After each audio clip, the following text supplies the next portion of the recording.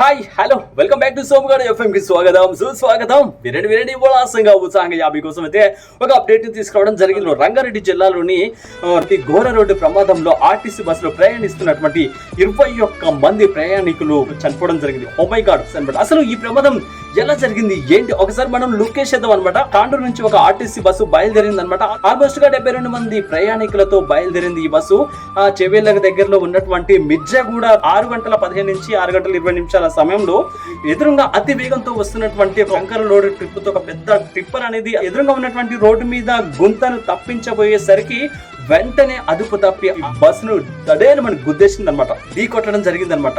చూడండి, ఒక్క డ్రైవర్ నిర్లక్ష్యం, అతి వేగం, అప్రమత్తంగా లేకపోవడం వల్ల ఒక్కరి వల్ల జరిగినటువంటి ఆ సెకండ్ ఆ టిప్పర్ లో ఉన్నటువంటి 50 నుంచి 60 టన్నుల కంకర లోడ్ మొత్తం కూడా ఆర్టీసీ బస్సులో ప్రయాణిస్తున్నటువంటి ప్రయాణికుల మీద పడడం జరిగింది. ఒక రకంగా చెప్పుకోవాలంటే కంకరతో నిండిపోయింది బస్ అంతా. జీవ సమాధి చేసినట్టు అనిపిస్తుంది అనమాట. మనం ఆ సన్నివేశం మనం తలుచుకుంటే కనుక చుట్టుపక్కల ఉన్నటువంటి గ్రామస్తులందరూ కూడా అలర్ట్ అయ్యి సహాయక చర్యలు చేపట్టడం జరిగింది. ఒక్కొక్క శవాన్ని, ఒక్కొక్క డెడ్ బాడీని ఆ ఇసుక నుంచి బయటికి లాగుతుంటే రిలేటివ్స్, కుటుంబీకులు, అక్కడ ఉన్నటువంటి జనాలు కూడా అసలు గుండెలు పగిలిపోయేలా ఏడుస్తూ ఉన్నారనమాట. 10 నెలల పసిపాప ఉన్నది, తల్లి, అదే విధంగా ఒకే కుటుంబానికి చెందినటువంటి ముగ్గురు అక్క చెల్లెలు కూడా చనిపోవడం జరిగింది. భయంకరమైనటువంటి విషాద ఘటన చూడండి. ఇక ఈ విషయం తెలుసుకున్నటువంటి గవర్నమెంట్ వాళ్ళు కూడా సహాయక చర్యలు చేపట్టడం జరిగింది. క్షతగాత్రులైనటువంటి వాళ్ళని కూడా హాస్పిటల్లో జాయిన్ చేసి వాళ్ళకి మెరుగైన వైద్యం అందించాలని చెప్పేసి తగు సూచనలు తీసుకుంటున్నారనమాట. చనిపోయినటువంటి కుటుంబాలకి 7 లక్షల చొప్పున ఒక ఎక్స్గ్రేషియా, ఒక నష్టపరిహారం లాగా ఇవ్వడం జరిగిందనమాట. పొన్నం ప్రభాకర్, రేవంత్ రెడ్డి గారు,